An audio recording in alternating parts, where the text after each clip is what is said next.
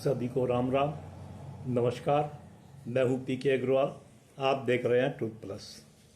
साथ ही अभी आजकल लोकसभा और राज्यसभा में संविधान पर दो दो दिन की बहस हुई। आप जानते हैं 26 नवंबर को संविधान दिवस है। 26 नवंबर 1950 को संविधान लागू हुआ था, जिसके उपलक्ष्य में मोदी जी के आने के बाद संविधान दिवस मनाया जाने लगा। विपक्ष ने इस पर बहस की मांग की, जो बहस स्वीकार कर दी गई और लोकसभा और राज्यसभा में बहस हुई। दोनों पक्षों ने एक दूसरे पर आरोप लगाए। प्रश्न ये है, क्या ये उद्देश्य वाकई संविधान पर बहस का था? विपक्ष जो संविधान पर चर्चा की मांग कर रहा था, क्या उसने संविधान पर अपने ऊपर लगे हुए आरोपों का कोई जवाब दिया? जहाँ तक विपक्ष की बात है, यानी सत्ता पक्ष की बात है, बीजेपी, उन्होंने उदाहरण देके कांग्रेस पर बहुत आरोप लगाए संविधान को तोड़ने मरोड़ने के, संविधान की भावना लागू ना करने के। उसका तो कोई जवाब नहीं मिला, ना उन्होंने दी है। और ये आरोप वैसे भी लगते रहते हैं, चाहे पंडित जवाहरलाल नेहरू ने पहला संविधान संशोधन किया हो, इंदिरा जी ने आपातकाल लगाया हो, या राजीव गांधी ने शाहबानों का फैसला पलटा हो, या आप मनमोहन सिंह जी पर आ जाए तो एनएसी बनी थी, जिसकी अध्यक्ष सोनिया गांधी थी। विपक्ष ने खासकर कांग्रेस ने इन आरोपों का तो कोई जवाब नहीं दिया। प्रश्न ये भी है, क्या कांग्रेस का उद्देश्य वाकई ही संविधान पर चर्चा करना था या कुछ और था? आप जानते हैं हमारे देश में राजनीति में डिवाइड एंड रूल, फूट डालो राज करो का सिद्धांत चलता है। अंग्रेजों का दिया हुआ सिद्धांत कहा जाता है इसे। क्या संविधान पर चर्चा का उद्देश्य भी यही था? मैं कुछ बिंदु आपके सामने रखूँगा, आप चर्चा करें, आप विचारें, क्या ये ऐसा ही था?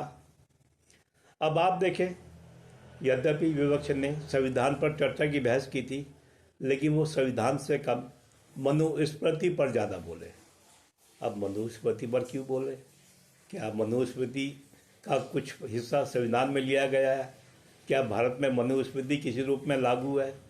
शायद मुझे लगता है अधिकांश लोग मनुस्मृति के बारे में कुछ जानते भी नहीं होंगे, लेकिन फिर भी मनुस्मृति का मुद्दा उठाया गया। कारण क्या है, ये सोचने वाली बात है। प्रश्न ये है, क्या संविधान विरुद्ध मनुस्मृति करने का प्रयास किया गया? क्या जैसे संविधान निर्माता को डॉक्टर अम्बेडकर को माना जाता है और मनुस्मृति मनु की लिखी हुई है, क्या ये अम्बेडकर वर्सेस मनु करने का प्रयास था? या क्या ये अम्बेडकरवादी जो आजकल विशेषकर कांग्रेस बन रही है, क्या ये अम्बेडकरवादी वर्सेस मनुवादी बनने का प्रयास था? कि कांग्रेस को हम क्या कह सकते हैं, वो नई अम्बेडकरवादी बनी है। हालांकि अम्बेडकर को लेकर कांग्रेस पर बहुत सवाल उठे हैं, बहुत आरोप लगे हैं, और उनका किसी का जवाब कांग्रेस देती भी नहीं। तो क्या ये डिवाइड एंड रूल था, ताकि अम्बेडकर के समर्थक एक तरफ, मनुस्मृति के समर्थक के विरुद्ध कुछ माहौल बनाया जा सके, या देश में आग लगाने का प्रयास किया जा सके? क्योंकि इस बहस से कुछ निकला तो है नहीं। मुझे नहीं लगता इस बहस से कोई खास चीज़ निकल पाई, क्योंकि संविधान पर चर्चा करने वालों ने भी संविधान पर कोई ठोस बात नहीं करी। तो आप ये तो आप सोचें, आप समझें, क्या ये क्या था? क्या ये डिवाइड एंड रूल की अगला चरण था? क्या उनके पास कोई उद्देश्य नहीं है कि डिवाइड एंड रूल, फूट डालो राज करो के अलावा, जैसे वो करते आ रहे हैं कि हिंदुओं को जाति में बांटना आसान है। जातिवाद तो हिंदुओं में है ही। अब वो उस जातिवाद को एक विचारधारा की आड़ में अलग बांट रहे हैं, अम्बेडकरवादी वर्सेस मनुवादी। ये आप तय करें, क्या ये देश में चलना चाहिए, नहीं चलना चाहिए? क्योंकि वो ये एक बात ध्यान रखें, वो कभी हिंदुओं से वोट नहीं मांगते। उन्होंने कभी नहीं कहा कि हमें हिंदू के वोट चाहिए। उन्होंने कभी नहीं कहा हिंदू हमें वोट देंगे तो हम ये हिंदुओं के लिए ये काम करेंगे। शायद उनके पास हिंदुओं को गिराने के लिए कोई काम हो भी ना, शायद ही वो कोई कानून गिरा पाए जो उन्होंने हिंदुओं को धार्मिक आधार पे हिंदुओं के हित के लिए बनाया हो। तो वो तो वोट मांगते हैं, कैसे?